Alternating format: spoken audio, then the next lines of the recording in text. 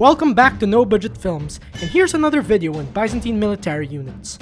If you remember from last time, I posted a video on my top 6 Byzantine military units, and due to that said video success, I have decided to do a follow-up on it thanks to my Patreon supporters too. Now, since I've discussed my top 6 Byzantine military units in the previous video, for this one I will discuss 6 more military units from throughout the history of Byzantium that I find interesting. Unlike in the last video where I discussed some of the more famous Byzantine army units, such as the Cataphracts and the Varangian Guard, this time I will discuss the lesser known yet more interesting units in the Byzantine army. The next 6 units that will be discussed in this video now will include ones such as the Limitanei and Akritai border guard troops, and the elite Bucellarii cavalry. Here I will go over them in a chronological pattern, which in the traditional Byzantine sense begins at the 4th century and ends at the 15th. However, before we begin the video, please check out my Patreon site and please support it if you wish to see me continue creating videos like this. The link will be in the description below. And so let us begin!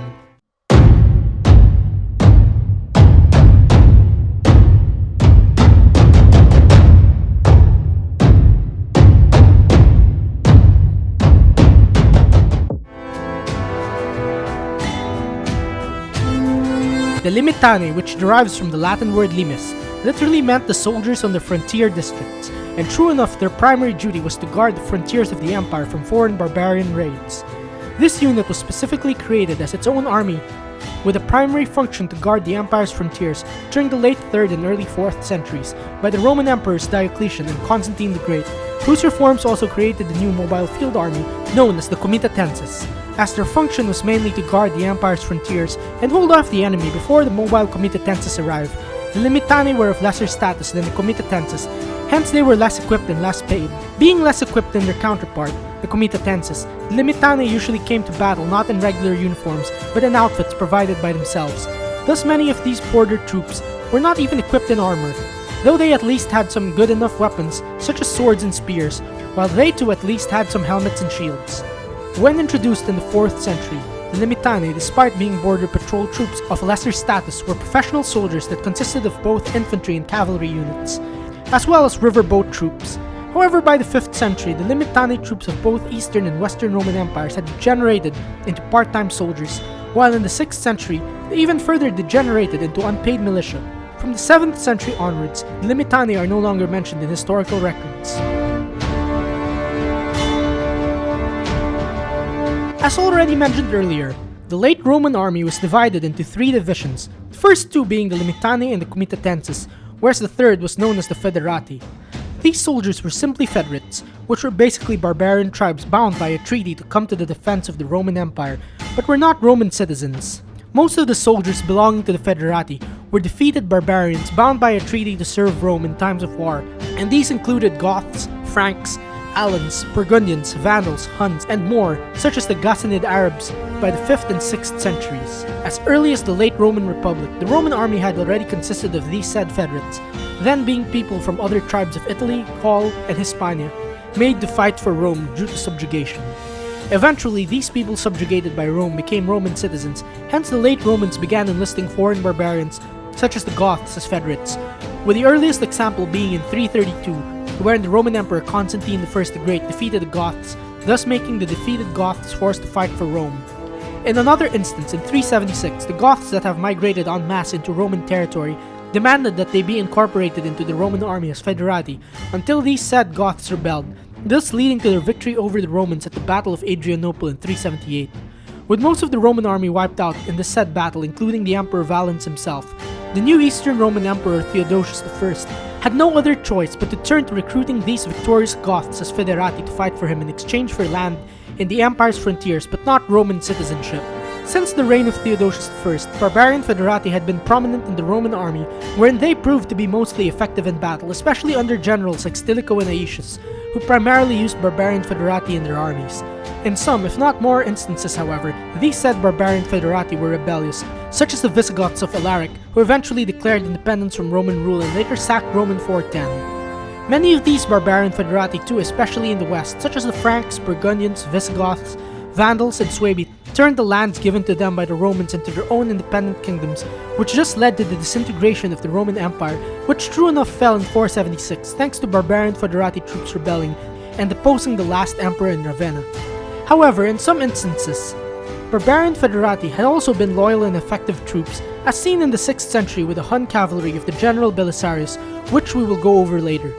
By the 7th century though, the Foederati would no longer be in use but would instead be replaced by foreign allied troops known to the Byzantines as the Symmachoi.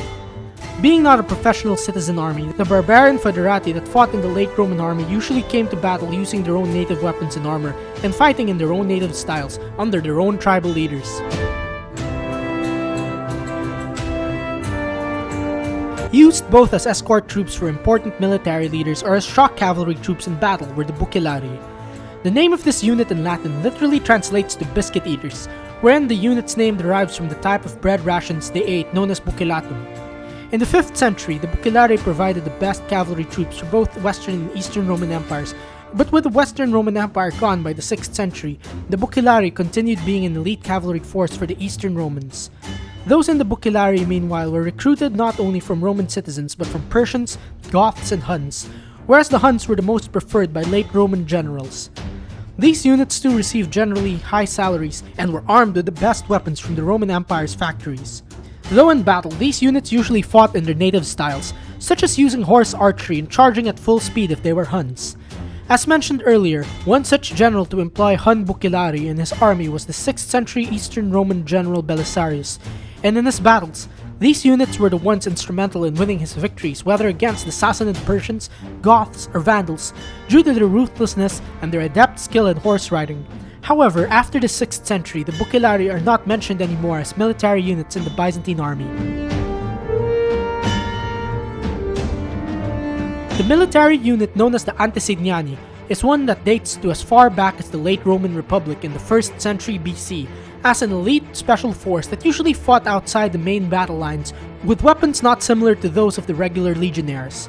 By the 4th and 5th centuries, however, the Antesignani in the late Roman army are mentioned as heavily clad soldiers fighting on the front lines.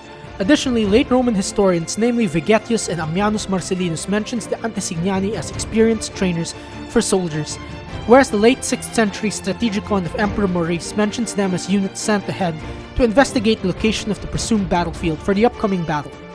The Antesignani of the 6th century, meanwhile, remained the same as how they were mentioned in the 4th and 5th centuries, as heavily armored infantry troops, whereas the historian Agathias says they wore ankle-length armor and particularly thick helmets.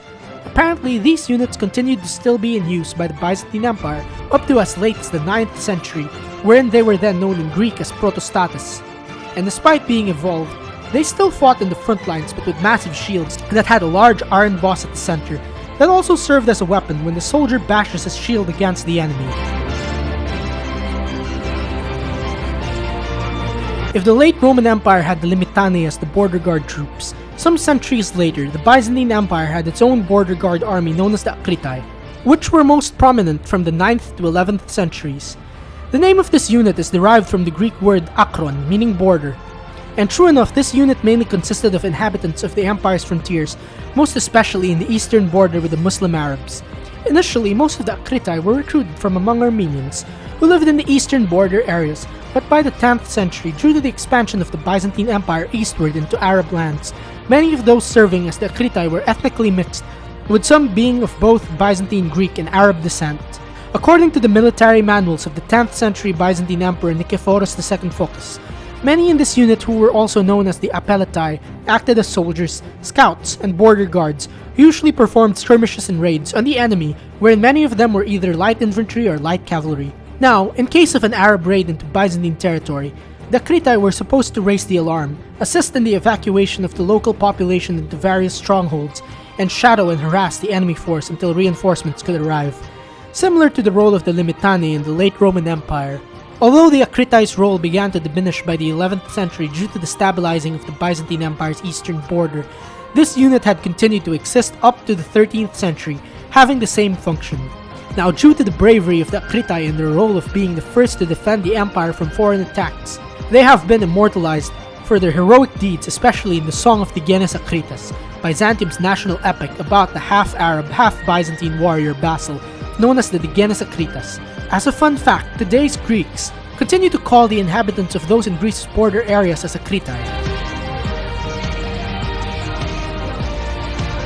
In the late Byzantine Empire from the 13th century onwards, one of the most distinct military units were known as the Tzakones, in which its name derives from the region of Laconia in the southeast of the Peloponnese Peninsula in southern Greece.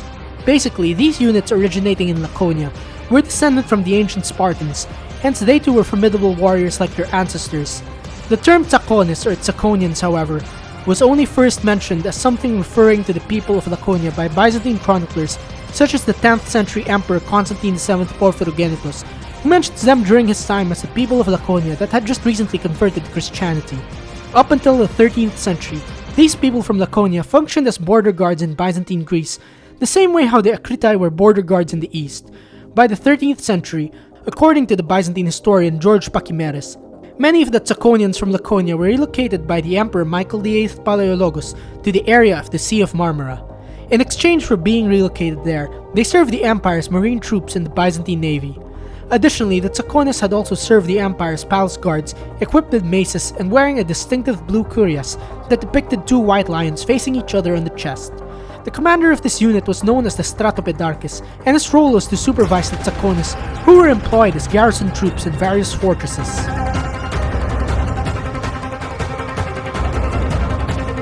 And now this is it for this video on another top 6 Byzantine military units. Generally, I think the Byzantine Empire with the late Roman Empire included had some of the best looking military units and some of the most powerful too.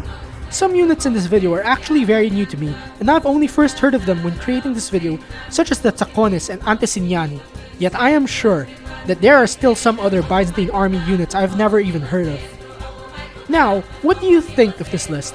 Please let me know in the comments if you agree with the choices here or not. Thanks again for watching, and please support me on Patreon if you wish to see me continue doing videos like this. Goodbye.